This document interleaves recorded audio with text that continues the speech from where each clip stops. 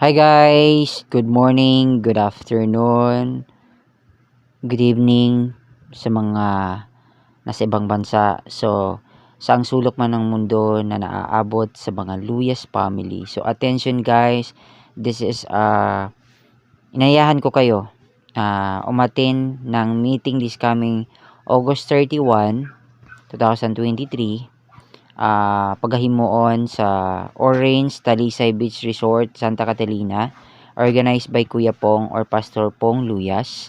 So guys, itong meeting na to ay itatakol natin kung ano yung dapat nating gawin.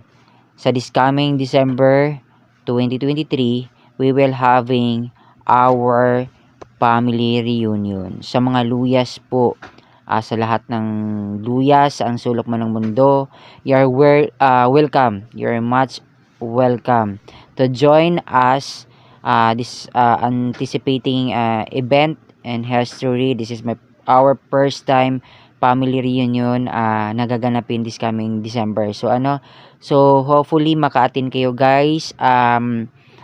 Especially dito sa Bayawan City, Santa Catalina, Basay, Dumaguete, Bacolod, whatsoever, Negros Oriental, Occidental, kalapit man ng lugar, Bohol, Cebu, Palawan, Iloilo, even Davao, if you are willing to attend, you are welcome.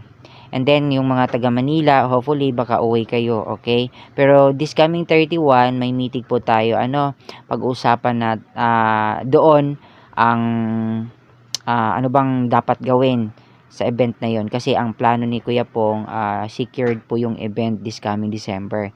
So mayroon tayong mga medics, 'di ba? Dapat kasi kailangan secured, kaya anytime anong mangyari, secured po yung event. So pagkakalam ko, magpa-participate po dito si Mayor Ubaniana Ligan ng Mayor ng Santa Catalina. So, yun yung nabanggit ni Kuya Pong sa amin. And then, aside from that, yung kung nag-worry kayo kung ano ba yung magdala ba ng food or what. Kasi,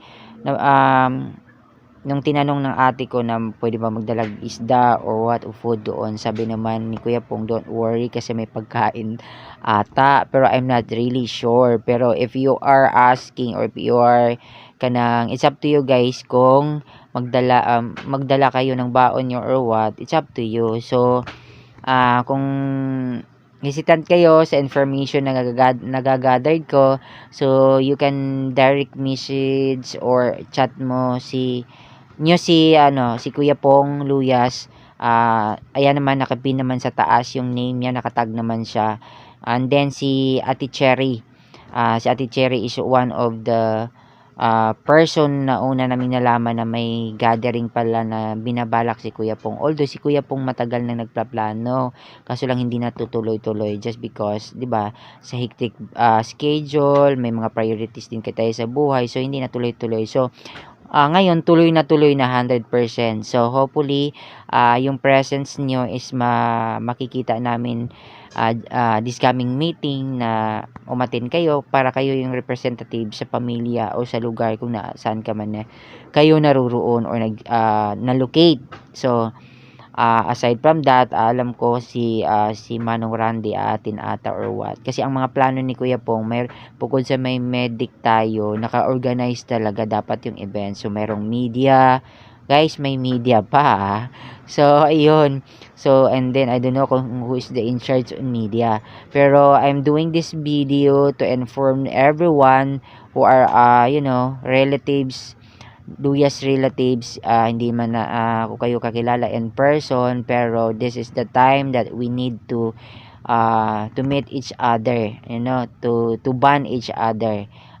This is the first history ever na mangyayari at my age of 33. Ngayon lang ako naka-experience ng family reunion sa mga Luyas. So dito natin malalaman kung saan tayo nanggagaling. So isa lang alam ko, galing tayo sa dugo ng mga Luyas. So hopefully yan, ang dami kasing mga Luyas dito na hindi pa natin nakakilala. Although I remember during that time nung namatay si mama and then nilibing sa Balabag. So I have a lot of unfamiliar faces na which is mga Luyas. somewhere in Santa, Basay. So yun lang guys, see you there sa August 31, 2023. Ano ba yun? Wednesday or Tuesday? Wednesday ba yun? Maybe Wednesday. Wednesday guys, tama. If I'm not mistaken, Wednesday ata. So, ayun.